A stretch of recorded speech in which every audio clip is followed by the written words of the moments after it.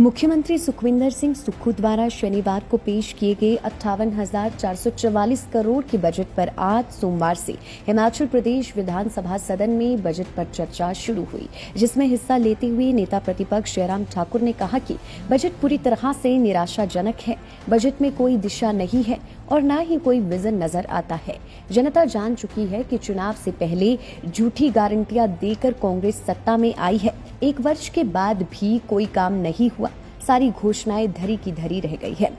जयराम ठाकुर ने कहा कि लोकसभा चुनाव को देखते हुए बजट पेश किया गया है। माननीय सदन में मैंने अपना चर्चा के दौरान अपना वक्तव्य रखा है और सबसे पहले तो इस बजट के संदर्भ में मुझे ये कहना है कि बजट में कोई भी दिशा नहीं है, कोई भी विजन नहीं है, ना ही कुछ करने की मानसिकता दिखती है और ना ही कोई इस प्रकार की इच्छा शक्ति दिखती है कि हिमाचल प्रदेश को हम आने वाले समय में विकास की राह पर आगे बढ़ा सके। मैं इस बात को कह सकता हूं कि कांग्रेस पार्टी की अब सारी बातों से लोग अच्छी तरह से समझ गए हैं।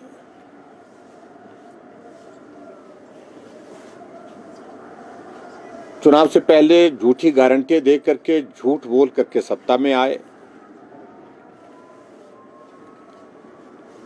सत्ता हासिल करने के बाद पहला बजट प्रस्तुत किया, उसमें बहुत सारी घोषणाएं की।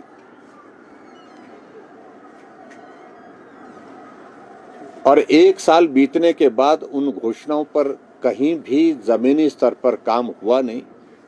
सारी की सारी योजनाएं धरी की धरी, हवा की हवा में रह गई। और उसके पश्चात अभी के इस बजट में 2024-25 के इस बजट में फिर वही क्रम जारी रखा झूठ बोलने का। मैं समझ सकता हूं कि ठीक लोकसभा के चुनाव से पहले ये बजट प्रस्तुत हुआ है। कुछ वर्गों को उन्होंने थोड़ा लाभ दे करके उनको लुभाने की कोशिश की है, लेकिन हकीकत यह है कि समाज का कोई भी वर्ग जो है वो खुश नहीं है। और इसमें विशेष तौर से मैं ये कहना चाहूंगा, 58,444 करोड़ रुपए का अब की बार जो बजट प्रस्तुत किया है, उसमें फैक्ट्स ये हैं कि जो राजस्व प्राप्तियां, जो आंकड़ा प्रस्तुत किया गया है,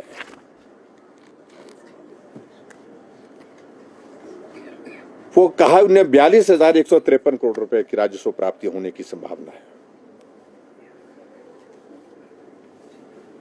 और राजस्व व्यय जो खर्च होने वाला है उसमें 46,667 करोड़ रुपए अनुमानित है। कुल जो गैप है जो 4,514 करोड़ रुपए का उसमें माना जा रहा है। और जो राजकोषीय घाटा उसके जिक्र में उन्होंने कहा है कि बजट में कहा है कि 10,784 करोड़ रुपए का अनुमानित है। जब आप इस बात को अनुभव कर रहे हैं कि बहुत बड़ा गैप है राजस्व प्राप्तियों पर और उसके साथ साथ में देनदारियों पर, उस गैप को आप कहां से पूरा करेंगे, उसके बारे में कहीं भी कोई भी उल्लेख नहीं है। आखिरकार